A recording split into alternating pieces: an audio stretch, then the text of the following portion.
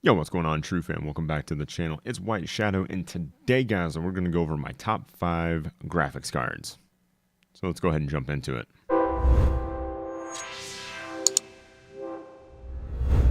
Alright, so starting with the number 1, and granted, these are in no particular order. These are just like the best graphics cards that you can get for streaming and gaming on the single systems or double systems, whichever you guys use. But starting with number 1 here is the NVIDIA RTX 2080 Ti. You guys probably have heard this graphics card before. The 2080 Ti is the absolute best graphics card on the market, but it is $1,100 or $1,200 depending on which version you get. But don't let the price fool you, because this thing is an absolute monster. It's got 11 gigabytes of memory. That's GDDR6 memory, mind you. It's got ray tracing, DLSS. It's one of the fastest GPUs ever, NVIDIA Turing, and it's just an incredible graphics card. And if you're a streamer, you can use this graphics card with the brand new NVIDIA RTX encoder and have probably one of the smoothest looking streams on the planet. And it's one of the greatest graphics cards ever created, and I mean, the specs tell you right here. It's able to hit 1635 megahertz, that's overclocked. I have seen people hit this thing 2100 or more. It's got 78 RTX cores, and it's just a monster. So if you're looking for a crazy graphics card, one of the best on the market, this is the guy to get. Now, the number 2 graphics card is of course going to be the younger brother to the 2080 Ti, the 2080. Here, you still get a ton of performance, but for a little bit better value. I do believe these are right around $899. You can find these things for a little bit cheaper. They're always going on sale, especially with add-in board partners. So that's like MSI, EVGA, ASUS, so on and so forth. And with that much money, you do get some pretty hefty specs.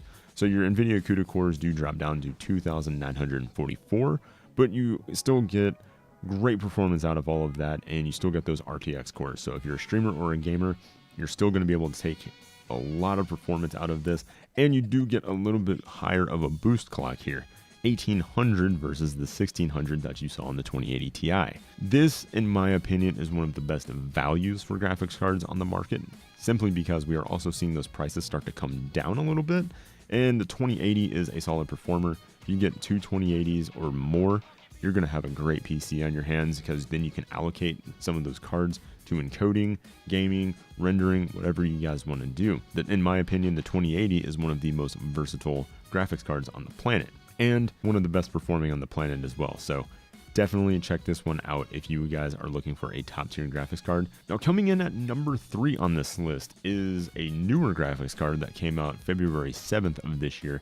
This is the Radeon 7 from AMD. And the reason why this is on the list is because it is absolutely insane. So this is the first 7nm graphics card on the planet. It's made with TSM's 7nm architecture, and this is patented by AMD. It's got 16 gigs of high bandwidth memory, and the memory bandwidth is 1 terabyte per second. That is the fastest on the planet. Now, this graphics card is being hailed as a content creation graphics card, which is the reason why it's on this list, and it provides the same amount of performance as an RTX 2080.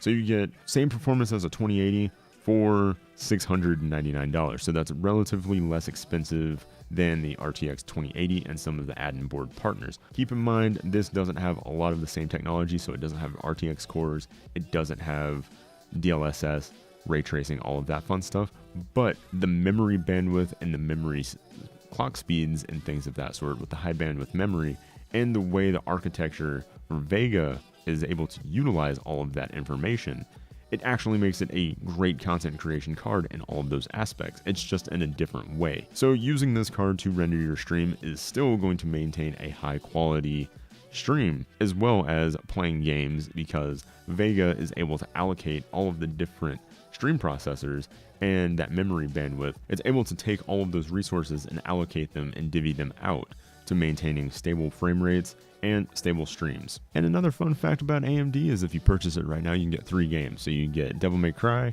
Division 2, and Resident Evil 2 right now. So that's kind of a plus side versus the NVIDIA graphics cards. Now coming in at number 4 on the list is one of my personal favorite graphics cards. This is the RTX 2070. I personally use a 2070 in my system right now on my gaming system, and it's phenomenal. I personally don't see the need to go to a 2080 Ti or even the Radeon 7, although I would like to because I'm a PC enthusiast and we're crazy. But the 2070 is probably one of the best on the market, and the value is just insane. You can actually get these for sub $600.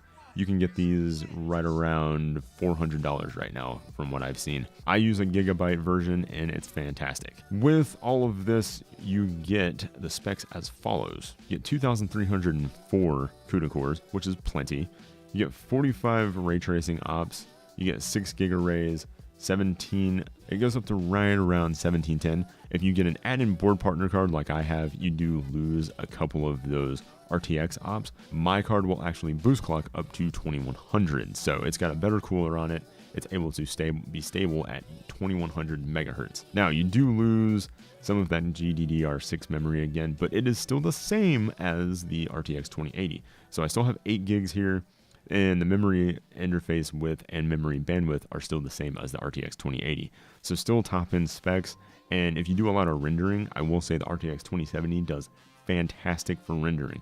I can't say that for the other 3 because I haven't really had much time to test rendering with the other 3 cards, but if it's great on the 2070, it's going to be super strong on the other 3. So keep that in mind if you guys do a lot of rendering. But encoding also does fantastic, and I will leave a link in the description below of the RTX encoder in play on a 2070, so you guys can see how it performs. Now, coming in at number 4 on the list, guys, is the RTX 2060. The 2060 is the younger brother to all of the other graphics cards on this list outside of the Radeon, and it's a great little graphics card. It retails for right around $349 right now, and it's a supercharged value. I didn't put the 1660 on this list simply because the 1660 doesn't have RTX cores. I'm really going after streamers with this list, and I want to kind of maintain the content creation aspect because that's what we're all about on this channel. Going down to the specs here, you can see it's got 1,920 NVIDIA CUDA cores,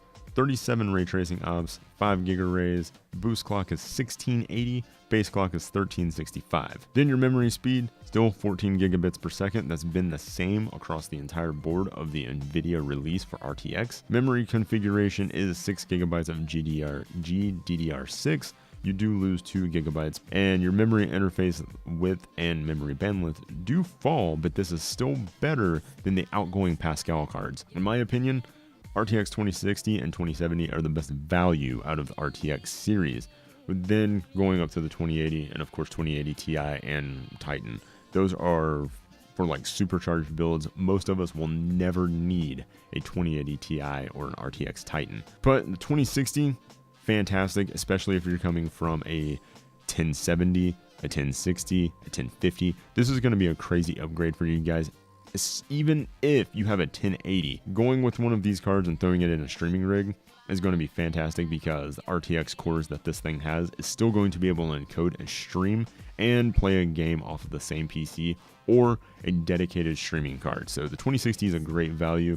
I would still give the edge to the 2070 in that aspect, but if all you have is $350 and you need a graphics card, this is the guy to get. Fantastic performance across the board, and you will be able to get 144 frames per second in some esports titles like Fortnite, Apex Legends, so on and so forth. So definitely consider this one if you guys need a well-performing graphics card and still need that extra encoding option with the RTX cores. So guys, there's my top 5 graphics cards for content creation so far this year. I didn't put the 1660 on here because I absolutely don't understand that release. If you guys saw my previous video about the 1660, I just don't understand it. It doesn't provide the same level of performance that these guys right here on this list do. That's my top 5. All are fantastic cards no matter which one you buy. All are going to provide solid performance for gaming, streaming, rendering, all in one system or multiple systems, no matter what you guys do. I'm a gamer, I'm a streamer, I do a lot of YouTube content and rendering and things of that sort,